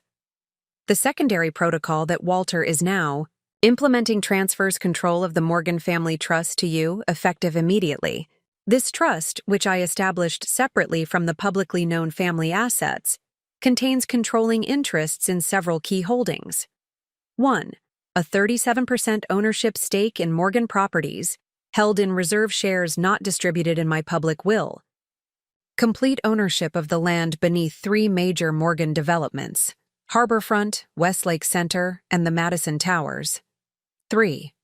Majority interests in Morgan Capital Partners, the private investment arm I established in 1992. 4. Various personal real estate holdings, including the family compound on Lake Washington and the Montana Ranch. The combined value and strategic importance of these assets make you, as of this moment, the controlling influence in the Morgan family enterprises, a position I have always believed you were best suited to hold. I recognize that this transfer may create additional complexity in your already challenging family circumstances. Richard will likely experience this as both shock and perceived betrayal, as he has long operated under the assumption that he held comprehensive control. Caroline may view it as disruption to established social hierarchies she has carefully cultivated. Vanessa will undoubtedly see it as confirmation of her long-standing resentment of your capabilities. How you navigate these reactions will define the next chapter of both your life and the Morgan legacy.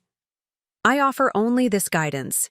Lead with the same integrity and clarity that have always characterized your approach, but recognize that compassion need not equal capitulation.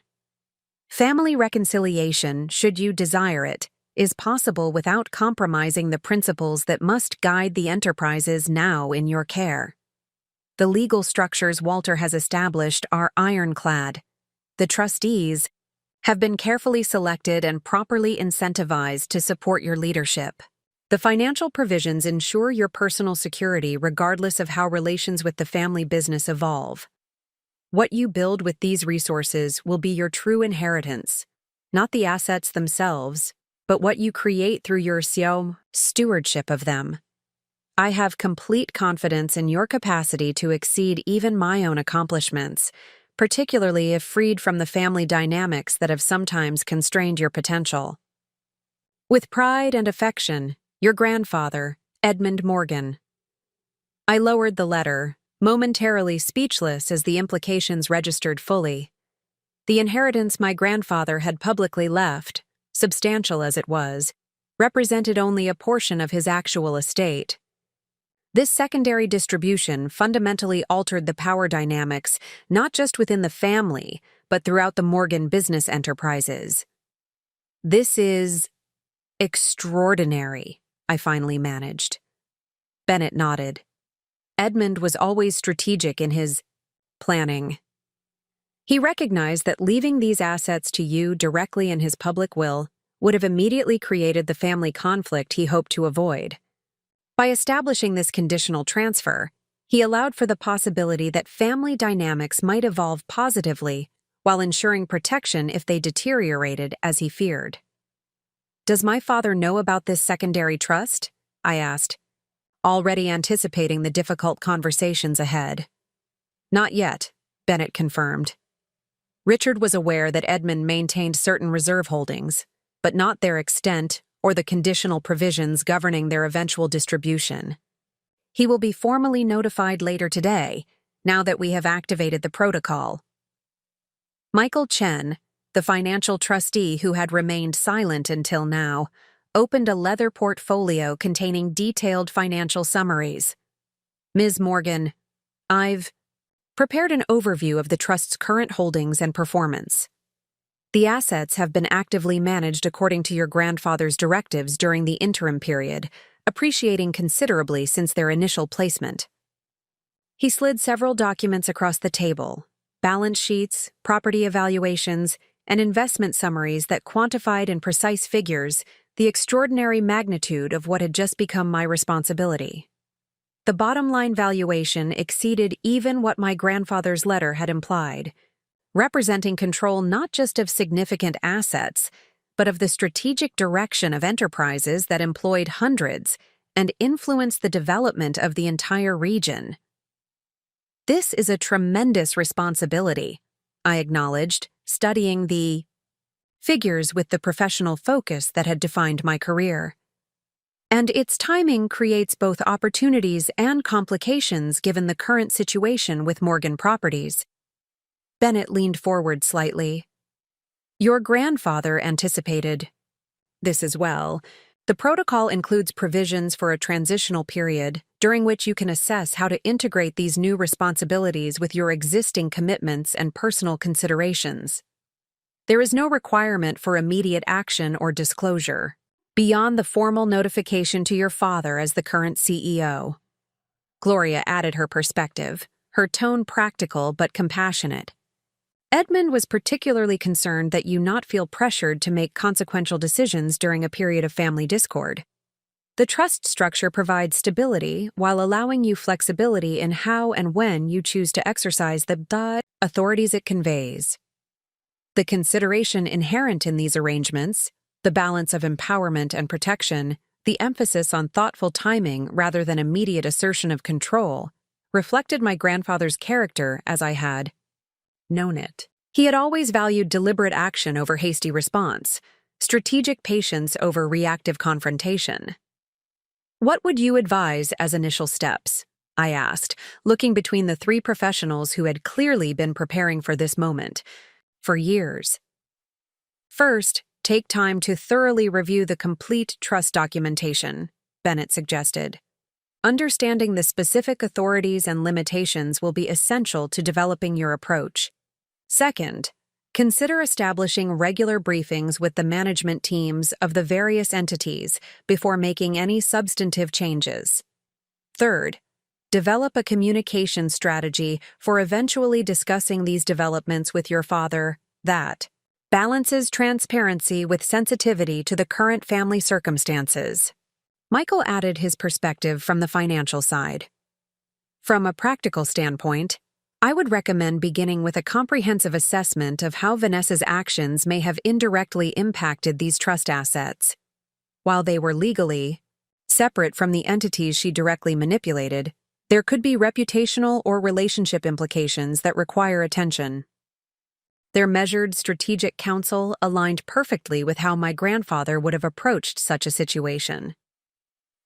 As I considered their recommendations, I found myself returning to the journal that sat beside me on the conference table. Opening it to entries from the weeks before his death, I found passages that now carried new significance. February 28, 2018. Finalized arrangements with Walter today for Rebecca's protection. The secondary protocol is now complete, with triggers and thresholds clearly established. I take no pleasure in anticipating family conflict, but prudence demands preparing for foreseeable risks. Richard continues to demonstrate concerning blindness. Regarding Vanessa's manipulations, while Caroline actively enables behaviors that would be recognized as problematic in any context less clouded by maternal bias. What troubles me most is not Vanessa's nature. Difficult personalities have existed in every generation of the family, but rather how her influence has gradually diminished Rebecca's rightful role. The company and broader enterprises need Rebecca's financial acumen and ethical framework, particularly as the regulatory environment grows increasingly complex. Yet family dynamics consistently undervalue precisely these qualities while rewarding Vanessa's more superficial contributions. The secondary protocol represents my attempt to correct this imbalance should it reach untenable proportions. I have instructed Walter to exercise judicious restraint in its implementation, intervening only when absolutely necessary, but with full authority when that threshold is crossed. The entry confirmed what the letter had suggested. My grandfather had recognized dysfunctional patterns in our family that I had sensed but struggled to articulate, particularly as a younger woman establishing my professional identity within the family business. His perspective validated perceptions I had often doubted, having been consistently gaslighted about Vanessa's behavior and my own reactions to it. "There's something else you should be aware of," Bennett said, interrupting my reflections. "The protocol includes provisions regarding your sister's legal situation." This caught my attention immediately. "What kind of provisions?" Edmund anticipated that if Vanessa's actions ever triggered the secondary protocol, those same actions might have legal implications, Bennett explained. "The trust contains a specially designated legal defense fund that can be used at your discretion to ensure appropriate representation for family members facing legal challenges, as well as a victim compensation fund to address any financial harm caused by actions of family members."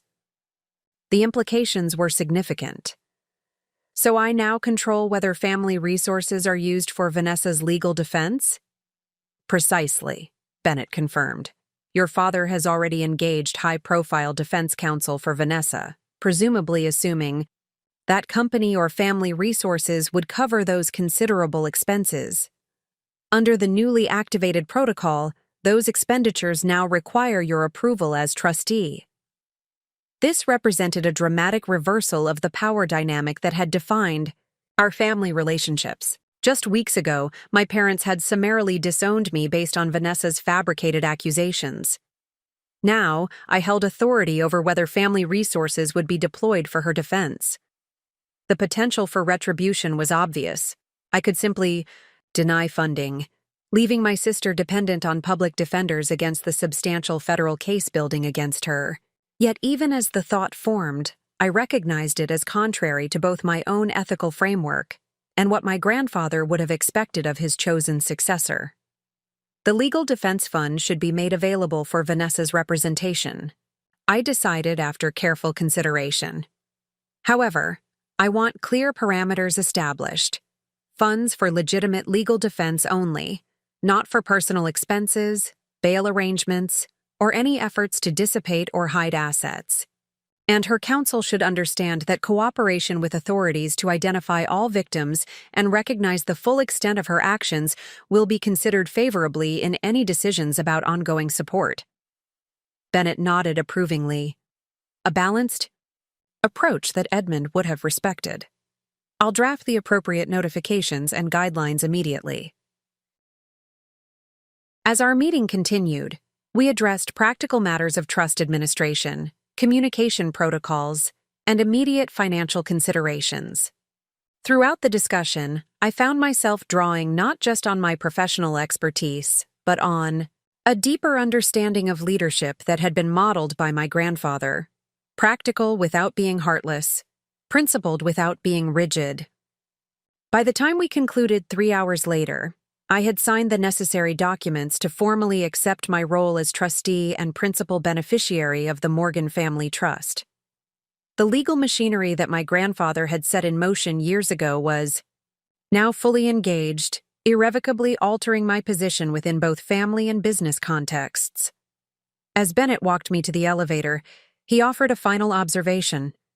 Your grandfather often mentioned that true leadership is revealed not in how we wield power when we have it, but in how we respond when others exert power over us unjustly.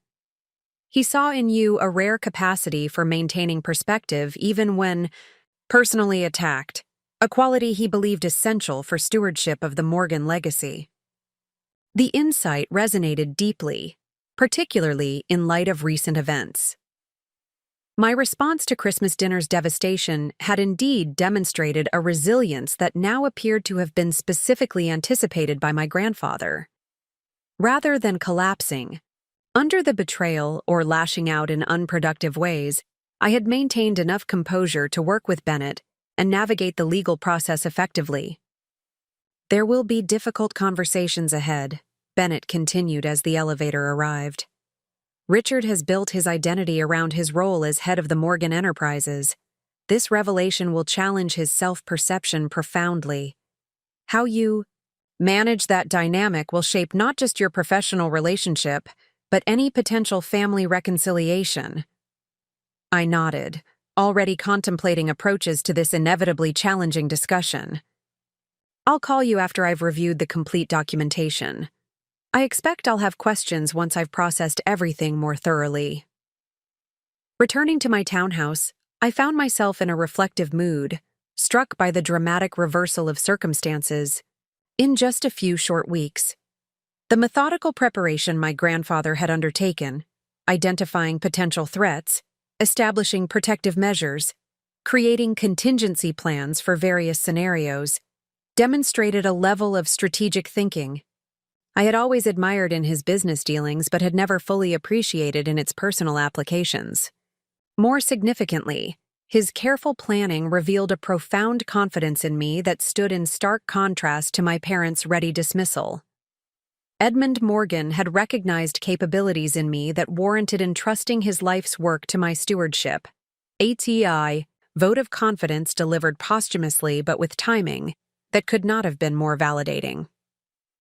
I spent the remainder of the day reviewing the comprehensive trust documentation. absorbing the technical details of what was now my responsibility. The structure was elegant in its design, providing clear authority while incorporating thoughtful checks on potential excesses. My grandfather had created a framework that empowered without enabling the kind of unquestioned authority that had allowed my father to make consequential errors in judgment regarding Vanessa. As evening approached, my secure phone rang with Bennett's number. "Ms. Morgan," he began when I answered, his tone measuring each word carefully. "I've just concluded a meeting with your father." As expected, the notification of the trust provisions was received with significant surprise and initial resistance. "How significant?" I asked, bracing for the details. Controlled but evident shock, followed by questions about the legal validity of the arrangements, culminating in a request for time to consult with his personal attorneys, Bennett reported. "He made several references to your grandfather's mental state in his final months, though stopped short of directly alleging incapacity. The implied challenge to my grandfather's competence was predictable, if disappointing. And your assessment of his likely next steps? His legal options are extremely limited," Bennett replied with professional confidence. "Edmund's capacity was extensively documented specifically to prevent such challenges. 3 independent medical evaluations were conducted in the months before the trust modifications, and the documents were witnessed by multiple disinterested parties, including 2 sitting judges. Richard's attorneys will quickly recognize the futility of any capacity-based challenge." He paused before adding, "That said, legal recognition may come more readily than emotional acceptance.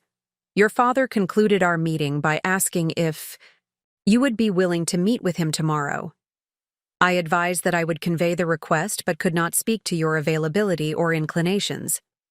The prospect of facing my father so soon after this latest revelation was daunting, yet postponing the inevitable confrontation served little purpose. Did he suggest a location?"